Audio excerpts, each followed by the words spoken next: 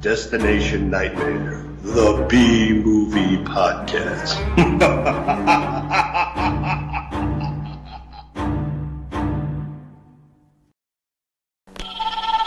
This is Angvia, a colony of beautiful women in a strange dimension of time and space. Fairest of them all is Zeta, the leader of the community with mysterious, unworldly powers. But on Earth, there is villainy afoot as the totally unscrupulous Major Burden seeks to acquire the secrets of their society. The Major's arch-enemy, Special Agent James Word, also has more than a passing interest in the Angvians. Always on the hunt for eligible young women, the Angvians resort to kidnap. Such is the strange, compelling story of Zeta 1. I want two things. A, I want to know what that information was. B, I want to know who kidnapped her. I don't even know what she looks like. What interests me is what's happened to our girl Edwina. It would appear that she was kidnapped. Edwina was being processed for her new life in Angvia, but was a most unwilling subject. Tell you what we'll do. Straight cut. If you win, we do what you want to do. If I win, we do what I want. Meanwhile, with great devotion to duty, James Word was playing a dangerous game. Major Burden was enjoying the pleasures of the hunt. You will have 1 minute clear, and then we shall follow you. Fun, eh? Starring James Robertson Justice, Charles Hawtrey, Robin Horden, Anna Gale, Bridget Skay.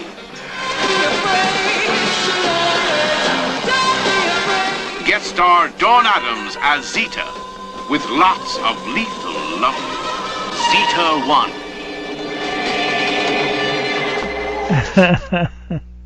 What the hell is right, man? Yeah. I own this movie. Yeah. There's another one in the background that we might watch in the future, but Okay. This movie's called either Zeta 1, which is what we watched. Did you watch it on your TV? Were you able to hook it up into your TV, the big TV? No, but I watched it on my computer, which has a bigger screen. It's good quality. Oh, yeah, because if you want, I mean, I sent you the file. You can put it on a flash drive, and on the back of your Roku, there's like a USB, and you can watch it on your TV. So, same with Brain of Blood, too, but anyway. This is I'm not called, sure. this is either called The Love Factor, Alien Women on Video, and Zeta 1, I guess, was the original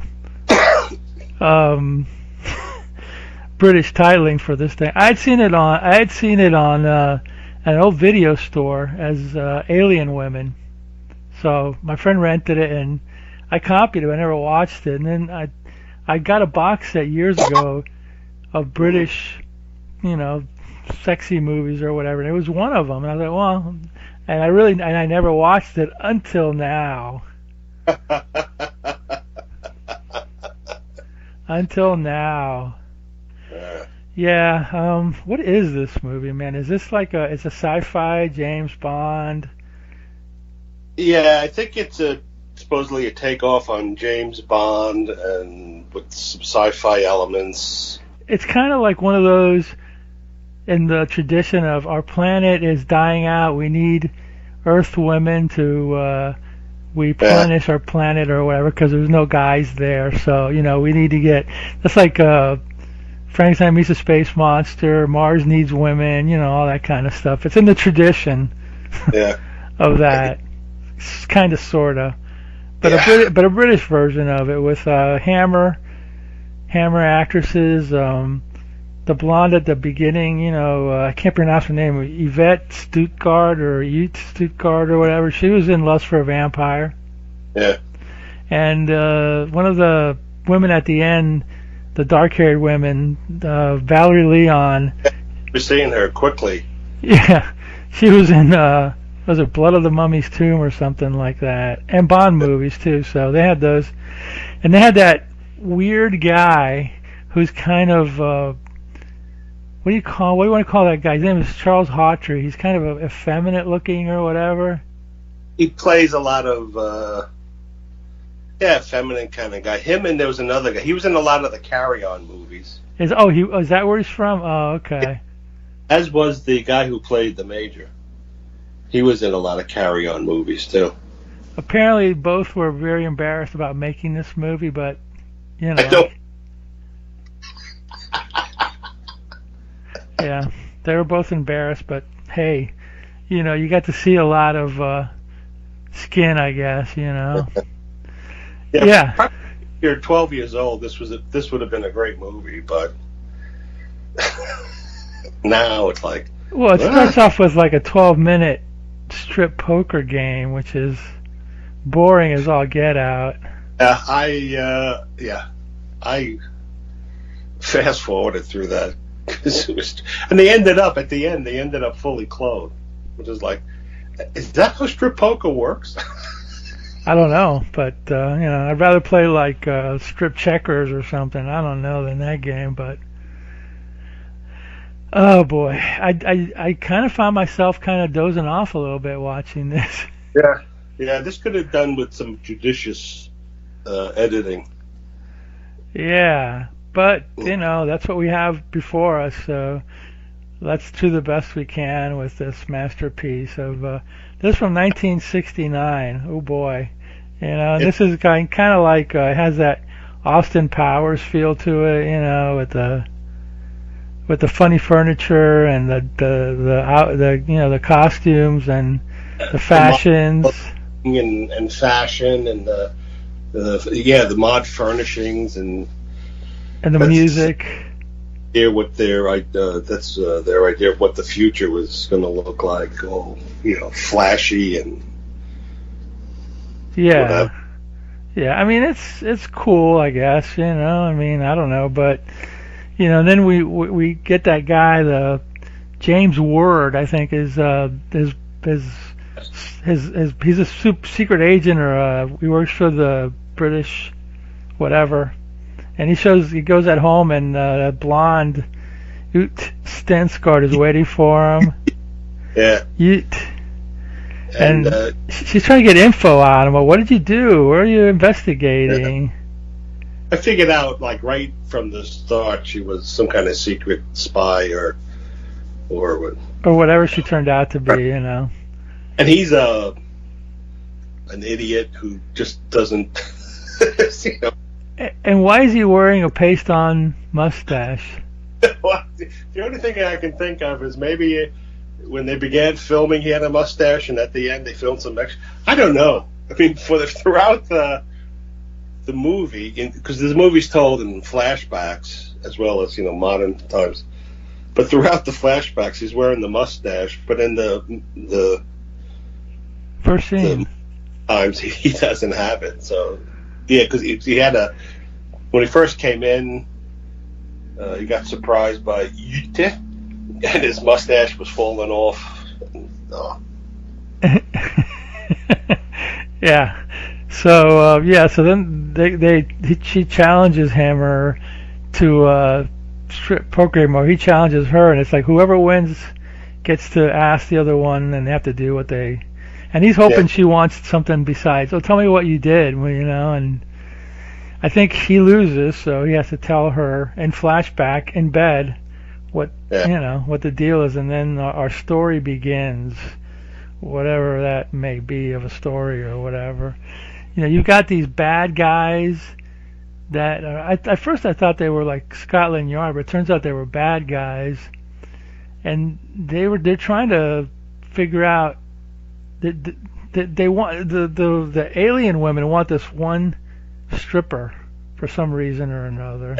I think they recruit from Earth women. Actually, I think they are on Earth. It's just that there's some force field that's hiding their hideout or something.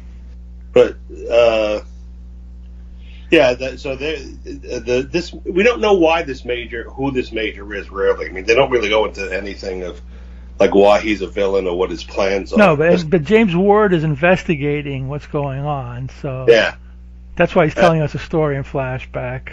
Yeah, and he wants to get rid of this all women, well, Zeta 1 colony of all super women, and they are opposing Major Bourbon or Bowden, and want to sort of destroy him, I guess, or get him out of the picture. So there's sort of two fighting factions.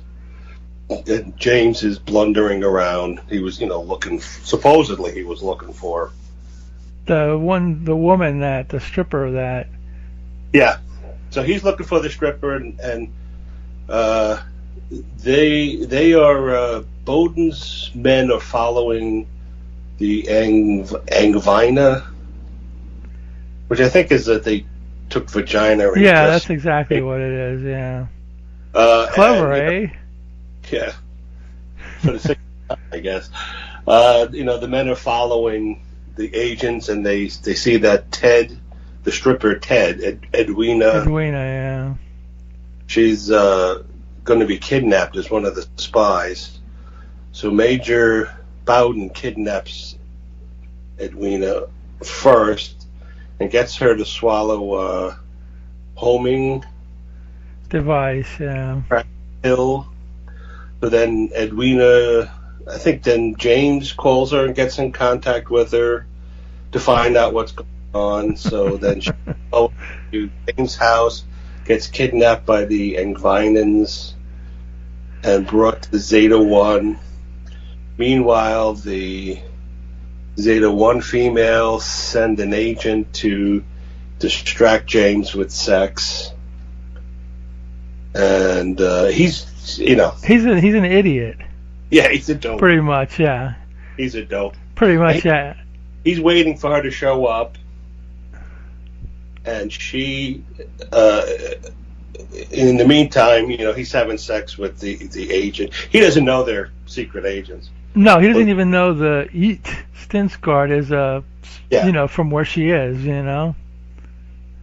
So then. Well, wait a minute. They're not the two girls aren't secret agents. They're alien women, aren't they? Secret agents of the alien. Yeah. Let's get that right. They're not secret agents. They're spies for the Queen. Yeah, they're Zeta 1Es. Onesies. Yeah, Zeta 1, whatever. Yeah, onesies. Yeah, right. So you learn a little bit of their culture. They're all women, and they're super smart, and they get all sorts of stuff. So anyway, Ted gets kidnapped, and she's shown the Zeta 1 area or whatever, and how they when they sleep they suspend time, so they only live a month at a time or something, and they're doing all sorts of karate or some kind of martial art move. Topless karate. They're all they with wear pasties. Cords from curtains, those thick velvet. Yeah. And then butt flaps. What do you call them? Loincloths or whatever. And they're always doing weird, dopey poses. Standing around, and posing for the camera. So they don't really seem very advanced. Yeah, right. Except that the rooms seem to have no walls, and they have the weird modern '69 furniture, and they can view certain things. So anyway, the girl who they sent to James to distract him with sex, she gets called to go investigate Major Ted's. No, they send a girl to investigate Major Ted. The girl with the red dress, right? Yes, another Angvina agent. She gets captured and tortured, and then she suddenly escapes and then falls to her death. So then they send the girl who is distracting James. They send her to the Major's place, and they can pop in and out with like a lipstick transporter, which they don't seem to use a lot. No, they disappear at will or whatever, and the girl disappears. Then she goes up and she's spying on Major Bowden to find out his plans, and she gets captured. And in the meantime, James gets called by W to go and investigate Major Bowden. So you see, like, him driving, and then stuff going on between the Angvina agent who's captured and Major Bowden, and then you see James driving, and then you see more stuff at the Bowden compound, and then you see James driving. There was a lot of adding in this movie. Yeah, you're right. It's Major Bowden. That's right. That's his. James Ward. Let's see. Dawn Adams is Zeta. She's the maid. She's the main lady. The queen of space or time or whatever. Yeah. James Robertson Justice is okay. He's Major Bowden. Okay. Robin Hodden is James Ward. Okay, that's the guy who plays. I'm getting him confused or whatever, And then Valerie Leon is the statuesque lady that comes down. Yeah, and then I got confused because they captured one of the girls, and they stuck her in like a dungeon or something like that. And when they had her in the dungeon interrogating her, I was like, take her and sit her down. I was like thinking, were they getting the comfy chair now from Monty Python? Yes. When I saw that scene, I thought of Monty Python, so I was like, bring me the comfy chair, and I'm like, oh. I mean... yeah. And then the torture device, torture number 5, I think they said, it's basically a table. Yeah. And then when they pull a lever, it, like, arches in the middle, but not a lot, so... I mean, it looks more like something a chiropractor would use to stretch it back and make it feel better. Yeah, and then that was the first girl that they sent down. Yeah, that was the first Angina girl. The second one, that's the one who was distracting James. She went to the Major's. She transported to the Major's place, and then she was spying around. They capture her. And she made the other girl disappear, right? When the other girl fell, she escaped and she fell. She gave her the zip gun and made her disappear or whatever. So then they captured the second Angvina agent, and then they use her to hunt her. So they, like a fox hunt or whatever. Yeah, like a fox hunt or whatever. They send her out into the woods. They give her a minute lead, and then they send dogs after her, and then Zeta 1 is watching, and she says, activate Plan Zeta or something. She said Plan 69 or something. Yeah, So suddenly you see all these women, half-naked women, running around, bouncing up, coming upstairs, going downstairs, what the hell's going on. And then there's scenes of, the Angvina girl who's being hunted, running and falling, and the dog's running, and she's running and falling. And then you see scenes of James driving, and then there's more running and dogs hunting, and then Zeta 1 women running around. Then suddenly they start appearing in the woods where the girl's being hunted, and they just pop up, and then they walk off, pop up and walk off. And they do that move when they're fighting the guy. They do that move, and the guy's ready to kill him, and they just kind of do like they put their hand up in the air and make them like pass out, or they fly. Yeah, or whatever. So then they start taking care of the Major's henchmen, and then meanwhile James he gets to the Major's thing. He sneaks in the compound, and then he gets to like a river or something. So he sneaks back to his car and puts on these like hip waiter boots. He sneaks back into the compound. In the meantime, the Angvina women are knocking out all the bar, and they defeat the Major. So then James is sneaking in the Major's house, and he goes into the study area and expecting to find the Major, and he finds the girl he was sleeping with. Yeah, no, that was the first one. That was. Oh, you're talking about the second one, the fox hunt girl. They find her, and then I think her name was Clotho. Both, yeah, something like that. So then, it's all done. The major's defeated. So then he goes, oh, okay, So then the scene switches back to him in bed with Zeta, and she says, oh, I don't believe this story. So he shows her a photo. She says, is that the only photo? And he goes, oh, yes, it is. So then she goes, oh, the food I'm cooking is burning. Yeah, it's burning, and it was. Goes into the kitchen, and then she gets a call from Zeta 1. That's when you find out she's a surprise. Surprise, yeah. Shock ending. A spy. So she goes, oh, well, he has the only photo, and he has, he knows about us. What should we do? Well, there's only one thing to do. So I'm expecting them to burn the photo and wipe his mind. No, what they do is they kidnap him and make him a breeder, so to speak. Yeah. So you see this line of women in like the insemination center. So there's this line of women sitting, and then the green light goes on. One gets up, she comes in, and he's laying there in this cushioned couch or whatever in a robe, and he's being fed oysters. And then the girl takes off her robe, and she's half naked, and it's got paint on her. She starts dancing, and he's like all bored because he's having so much sex it gets boring. And she gives him like a drink to help him, perform. Yeah.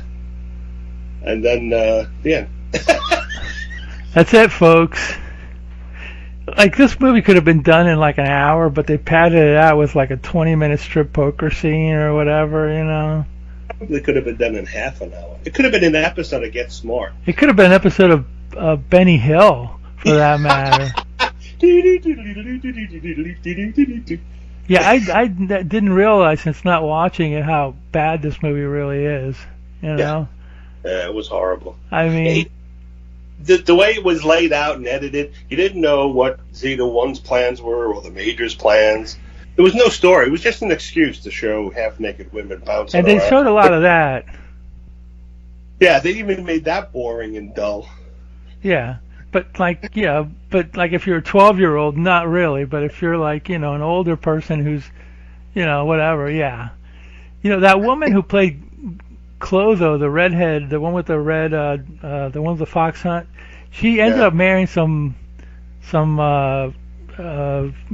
royalty guy. So she's like the Baroness of something or other now or whatever. So she did good for herself, Valerie Leon's still around. I think she does. I think she does I don't know if there's shows anymore, but she still, does interviews and stuff like that. She was in Bond movies too. In the Mummy movie. Blood of a Mummy's Tomb. Yeah, these people are all. You've seen them before. Let's put them that way. Maybe if you can't name them, you've seen them before. They were all I think they tried to make a movie with grade B actors and bit players, who you usually see in backgrounds. Well, it's like you said. These are people that were in those Carry-On movies. You know what I mean? Yeah. And that's where Charles Hawtrey and Valerie Leon, and I think even Major Borden was in them. And I know I don't know about Oot Stensgaard, but I don't know. Maybe Dawn Adams might have been in them too. I don't know. She's the lady who played Zeta or whatever. These are all British character actors. Let's put it that way. So they're recognizable. They got names of sort. Yeah. And it is a comedy, and for all intents and purposes, it could have been like a sleazy Carry-On. If it would have been a Carry-On movie, it would have been there wouldn't have been any nudity, but it would have been funnier, probably. Probably. Although even the Carry-On movies were a bit well, it's like that British humor. You don't get half of it. It's also half the, a lot of the humor is from an earlier generation. Like if you ever watch vaudeville humor, maybe. Yeah, if you ever watch some of the shows your parents watched that they thought were funny, you're looking at it like, what the hell? How is this funny? Yeah, I know. This is probably one of the few movies I've ever seen in my life that made female nudity seem kind of boring after a while. That's an accomplishment, That really is an accomplishment. So good on them, for making us. It probably was a real, whatever barn burner back in '69. Yeah, probably back then. Especially England has some weird attitudes about some things. Like they don't. You could show breasts on TV, but you can't show somebody getting shot. Yeah, the violence. Yeah, well, it's here in America. It's the opposite. You can show somebody getting shot, but you can't show breasts. So it's weird. There was a movie that we did on Slow Robot, and I can't find a good copy of it. It's one of those movies like Scream Bloody Murder that I cannot find a good copy of. Yeah. And it's kind of a British sex comedy, but it's more graphic than this. It was called The Girl from Starship Venus, and it was about this girl that comes from another planet to see how Earth, people, and she ends up like naked in the middle of Soho, and like she's kind of like an innocent, and she does all sorts of things, and this woman who played it, I forgot her name. She was one of the Benny Hill Cuties or whatever. She had a German name, and I can't remember what her name is right now. But this reminded me of it, except that one I think was more clever than this thing was. But there's no good. This one, there's good copies of it. There's on a Blu-ray and everything like that. Because basically this one was produced by Tigron Films, which was like a Hammer style studio, But the other one was like I forgot who it was. Some guy who made sex movies produced it, and all you see is crappy VHS. It's on YouTube. We watched it off of YouTube or whatever. But I read once that Quentin Tarantino has like a 35 millimeter print of it. So it'd be nice if he put it out. Oh. But it's also seriously. Yeah, but it's also edited because I think they said that there was a couple of scenes that were more hardcore, but they were edited out for America. So it's kind of like similar, but not the same. This is more like This is more like Mars Needs Women, whereas that one was kind of like like an innocent woman stuck in the middle of all the British sleaze or whatever. But they remind me of each other. But Girl from Starship Venus was better. So it wasn't boring like this one. Okay. That one wasn't boring. This one is boring. Sad to say, they wasted all this, femaleness on a dumb, boring movie. Probably if they kept people clothed and had a better story, maybe it would have been more sexy and fun. It was just everything was just so slow. I know. The beginning scene set the scene for everything. When the first scene set the scene for how boring this was going to be. It's like when you watch the poker scene, it's like, and you're like, okay, I never recovered after that. You know what I mean? It was like every once in a while I would see like a new female, and I was like, oh, she's pretty, and I was like, and then all of a sudden it's like, oh, there you go, she's in the club stripping, okay, and then it was like, it kept going like, there was no like, well, whatever. There's so many jokes I could say, but whatever. But yeah. There was some, I don't know about in '69. And it wasn't funny either. No, but in Britain, in strip clubs, I think you could appear naked on stage, but you couldn't be moving. That's bizarre. So like a plateau or like a model. Why, I'm not sure. I think I remember reading that somewhere. So, or even if you wore like pasties, you couldn't. Maybe they were just afraid of bouncing or something. I don't know. you could do all sorts of stuff, but as soon as you revealed the breast, you couldn't move. So you could. So a lot of times they'd open the curtain, I guess, or something, and you stand there. And then they'd close the curtain. But other times, they'd be dancing and gyrating, but everything was, well, some things were covered. They're strange. Yeah, very strange. Well, because I remember when I got that book on horror movies back in the 70s, they had cards, lobby cards and posters from England, and they would say like The Creature from the Black Lagoon, and it said rated X, and I was going like, rated X? Wow. There's a hardcore version of this? Damn, we were missing out on a lot here, you know. But no, it's because of violence. They're very... very violent.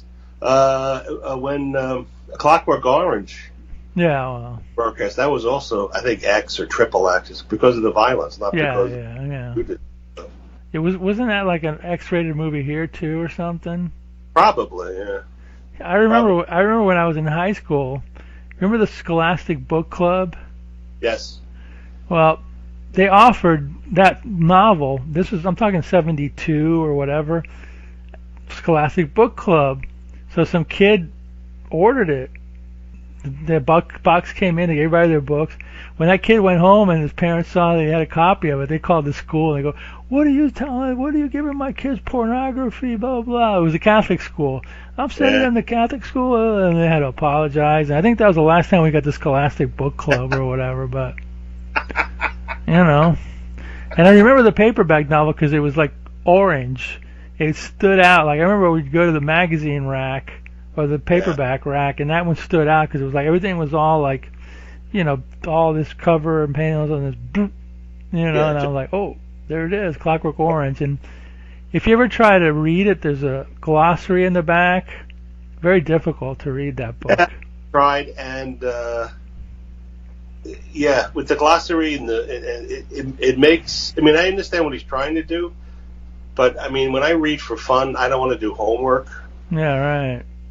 You know, I have to sit and translate. Right. Oh, freaking English! What the hell? A Moog? What the hell's a Moog?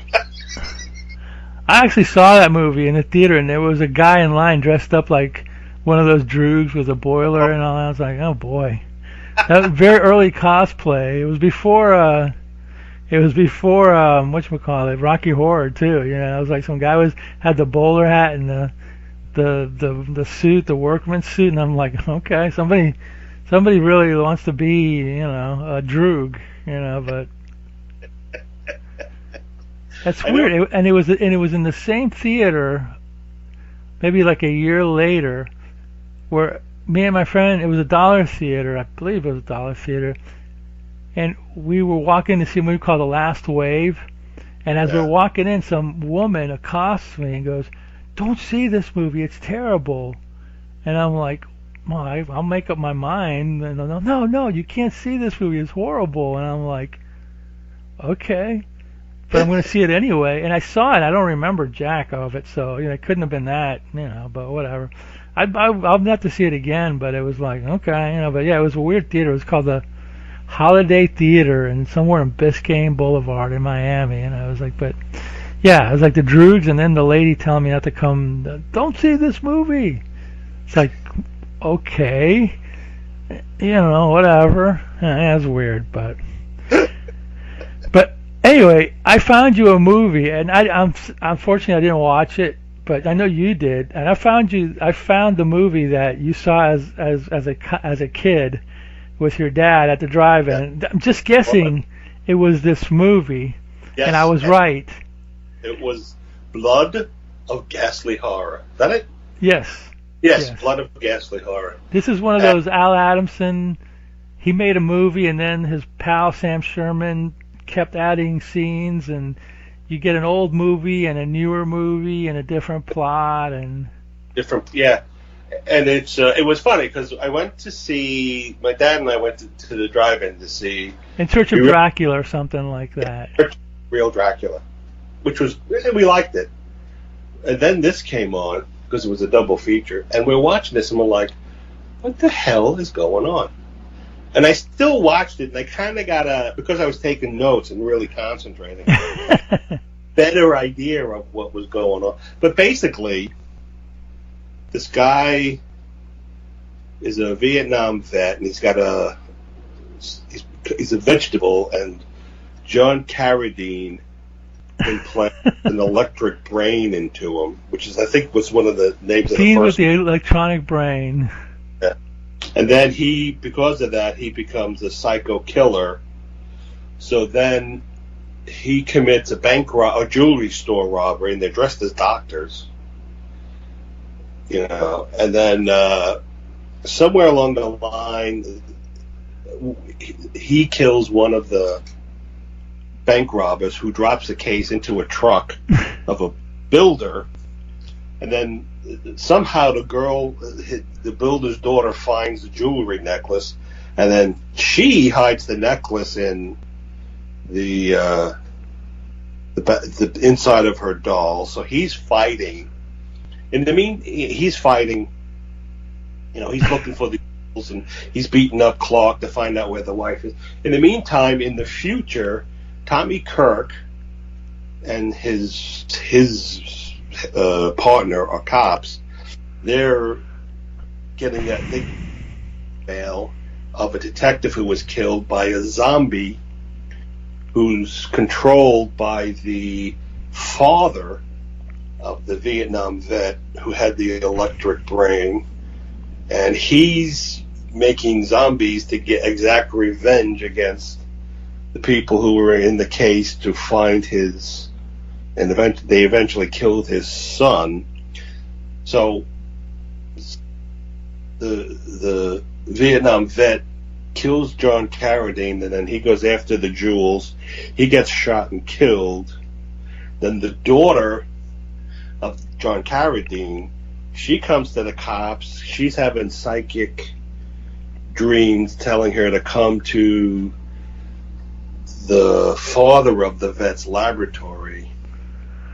And then she gets turned into a zombie, and then the zombie turns on the doctor, kills him, and then kills the partner, Tommy Kirk's partner, and then Tommy Kirk comes in, and the daughter was given a potion to turn her into a zombie, but she finds the antidote, takes it, and gets returned to normal, and then the end. I mean... Yeah, this was actually 3 movies. Yeah. The first one was called Psycho Go-Go, which I've seen, which is the straight action thriller about that guy that looks like Sergeant Carter who wants to pull off a diamond heist, and the stolen jewels wind up in the child's doll. Then that was in 67. 69, it was re-edited and then in additional footage with John Carradine, and it was called Feeding with the Atomic Brain. And like you said, in this version, the Joe Carey character is a Vietnam vet who was mentally ill because of a mad scientist, John Carradine, experimenting on his brain. And then the Blood of Ghastly Horror version adds Kent Taylor, Tommy Kirk, and Regina Carroll. And that was like the one you saw. And it says in this film, Kent Taylor played Joe Carey's father, who upon returning from trip from Haiti learns that his son's mind and his life was destroyed by Dr. Vannard, who I guess was Carradine, and looks to seek revenge on anyone associated with his sons. It's a mess. It is. It's a mess. The first, if you just stuck with the first, the first one is the easiest one to watch. Yeah. Because I watched it a long time ago. My friend got it on video. It was a movie. They had a straight script. They didn't try to interject sci-fi and horror into it. Yeah. And it wasn't really bloody or wasn't really ghastly. No, the first one is the best one. But, in order to resell it, which is a typical, showbiz, Sam Sherman, B-movie guy, they just add more scenes and retitle it, and people get, oh, well, I've never seen this before, and then there you go. And it was fodder for all the drive-in movies. It was a backup feature or whatever, Yeah. But yeah, the Tommy Kirk one is the last one, and yeah, it is. Yeah, it's difficult to watch. It's a mess. Yeah, and Tommy Kirk, nothing in there except look upset. Yeah, he's unhappy that he was in this movie or whatever. And I don't remember the end because I think my dad and I just said, "Let's." You told me you guys left or whatever. Yeah, we just let's leave early because this is making no sense. We saw In Search of the Real Dracula, and that was what we wanted to see. So you saw this probably in 72 or 73.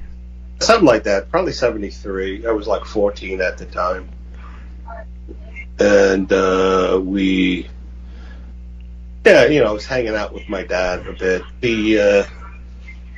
He liked some horror movies or some. He liked interesting movies. Yeah, So he said he liked alien spacecraft Yeah. and all that stuff. Yeah, I can remember seeing like UFOs are real with him and some other stuff. We'd watch. He liked Kolchak, the Night Stalker. Oh yeah, And that's great. Church up, and he would bring home books on Atlantis and UFOs and ghosts and paranormal. The only books which I would read, and the only books I didn't like were the ones on like demonic hauntings and Satanism. You would read that? Oh God. Yeah, I did read. He brought home a book on Ed Gein. Oh yeah. I read that, and that was creepy, but I mean, it didn't like creep me out. Like I don't, for some reason about demon haunting. I don't know. Maybe it's my Catholic upbringing, but just that creeps me out. Oh yeah, man. I remember reading a book like that when I was a kid. Yeah. And it creeped me out. I couldn't read the book. It was about like I don't know, witchcraft in the olden days or something, and it was just like, oh man, I can't handle this. I was like 9, so it looked like it looked cool, and I was like, oh okay, yeah, it looks cool, but yeah, no, but I guess if you're an older guy, whatever, it's no big deal or whatever, but yeah, I was trying to find the poster for this, and I saw it, Busted Blood of Ghastly Horror with Horror of the Space. What was it called? Horror of the Space Monsters or whatever. It was another Al Adamson mess where they took a Filipino movie and they shot some American scenes, and the Filipino movie was in black and white, so they tinted it.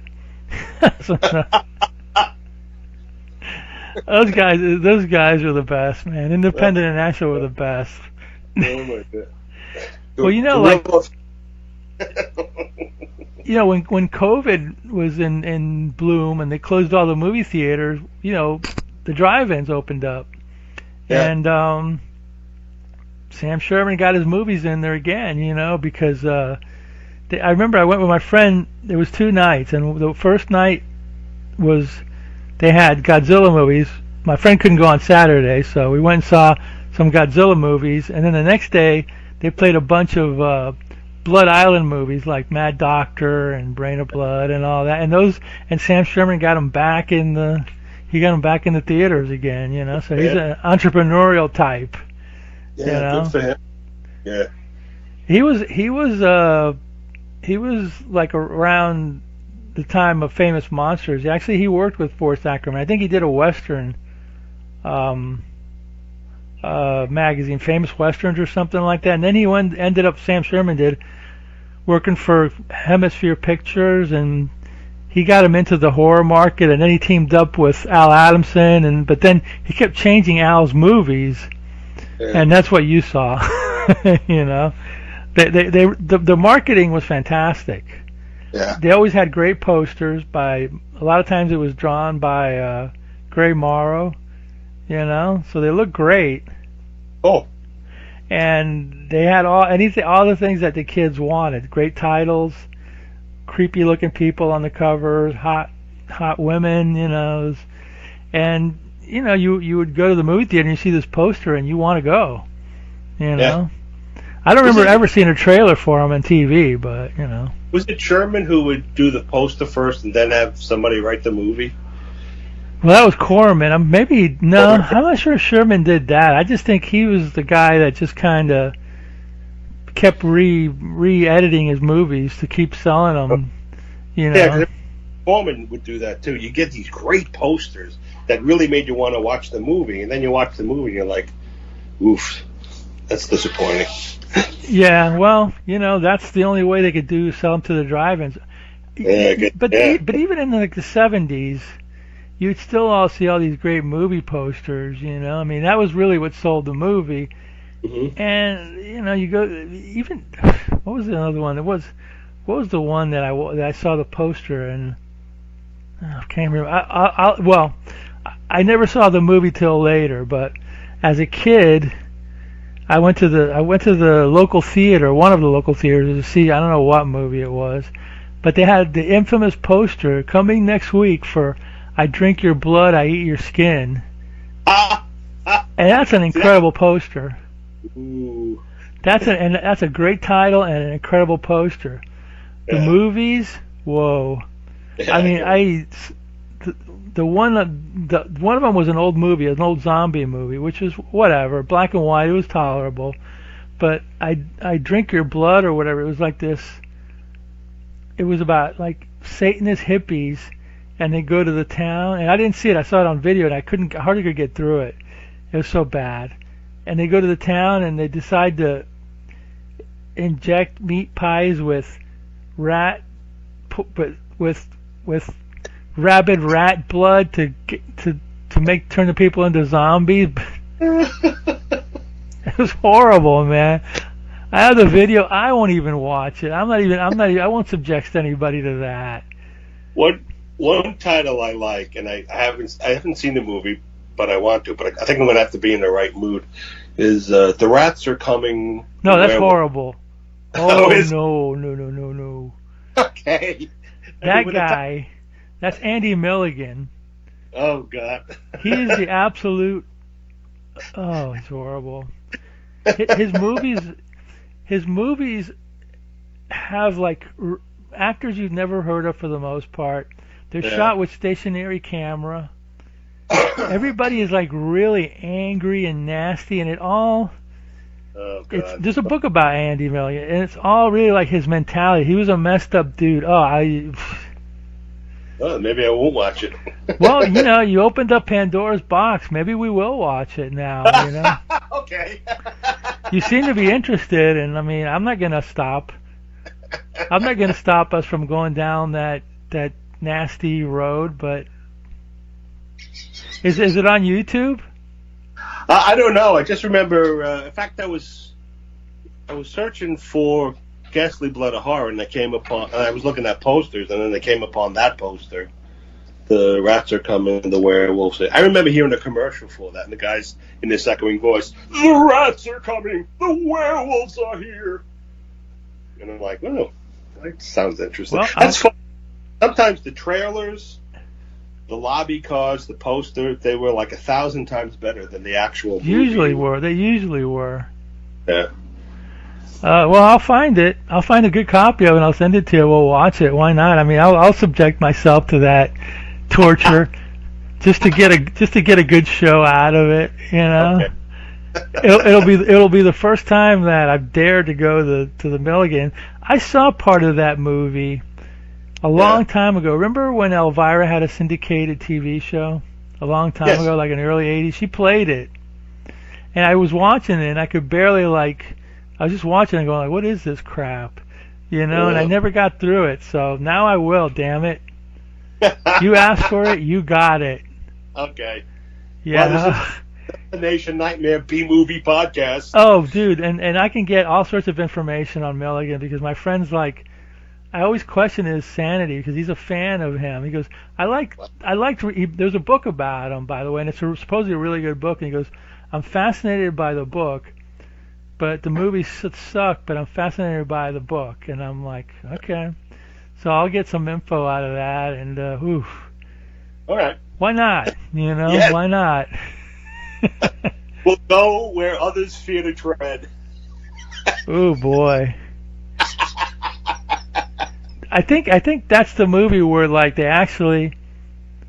Is that the one where they actually kill a rat in the movie, and the actress wouldn't do it, so they had to pay a kid to do it. It's. Milligan's movies are very like his mom was nasty, and he hates Catholicism, so there's always all these anti-religious thing, and he was gay, but he had a wife, and oh man, this is like sounds messed up. This will be a good show. We'll do that next. I'll see if I can find a good copy of it. So if I have to, watch it. At least it'll look nice. Yes. Okay. I think this is one of the movies he made in England. He was out of Staten Island, New Jersey, but somebody gave him money to go to England to make movies, and they weren't any better. But they were English, so yeah. Oh boy, yeah, man, you got it. All right, you got it. So our next show is going to be the rats are coming. The werewolves are here. Here. All right. God. All right. Destination Nightmare B Movie Podcast will go where eagles dare, where no man has gone before. The grisly depths of Andy Milligan. Wow. Okay. You asked for it. All right. Hey. You thought Zeta 1 was bad. Oh God.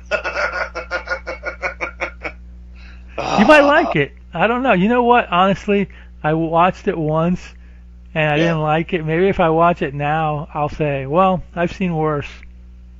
Yeah, maybe. Yeah. Because I probably have seen worse. But this Zeta 1 was pretty bad. Yeah, it was. Yeah, it was pretty bad. And Blood of Ghastly Horror is really bad. Yeah, that's really bad too. So we're heading. So maybe we should rename ourselves Destination Nightmare Z Movie Podcast. Is there a letter after Z? Maybe we'll go there. I remember when I was doing Slow Robot, I'd pick a movie and Martin would go, Mao, I should say, would go, okay. And then I would come in the next week and we sit down and he'd give me a look on his face. It's like, oh man. It's like,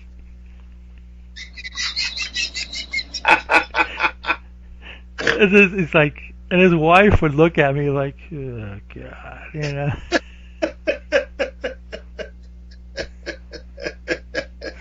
Those were the days. All right. Well, we've done we talked about a couple of classics this week. We'll have another one coming up next week. I am Al and Roddy. And in the meantime, while we're watching some Milligan, you all out there in podcast land need to watch more B-movies. We got it in sync this time. Wow.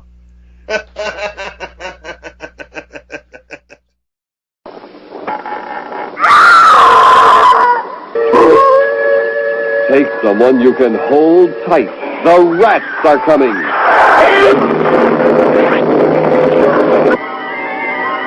can change myself at will. They haven't eaten yet, you know. What are you talking about? The rats. They haven't eaten since I got to them. And I should think they would be very hungry by now. It is almost 10.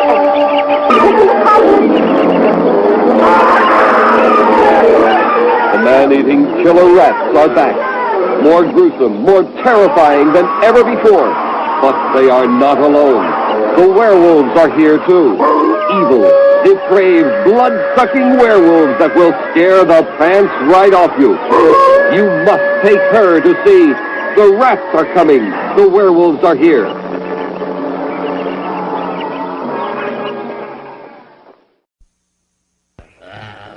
Now, human zombies rise from their coffins as living corpses in blood of ghastly horror.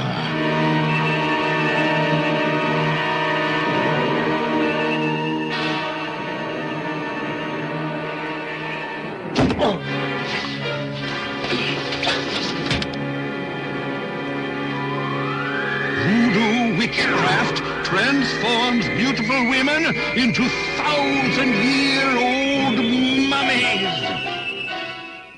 Joe Corey died, and a psychotic killer was born. I can't believe it. It's true. Joe's last days were spent as a hunted mad animal. See a doctor invent a weird artificial brain component and create an inhuman fiend who commits acts of shocking and brutal horror.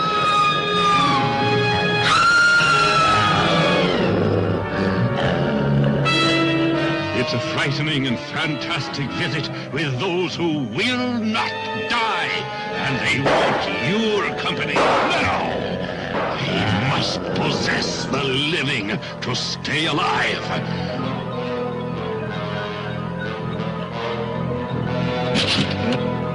You'll see scenes of cruel and unwholesome beings, grotesquely lusting for vengeance as they rip and slash their way out of the grave.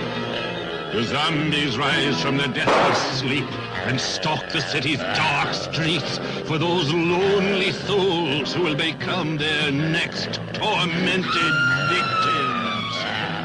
To them, life is a nightmare of fresh corpses and dungeons of terror.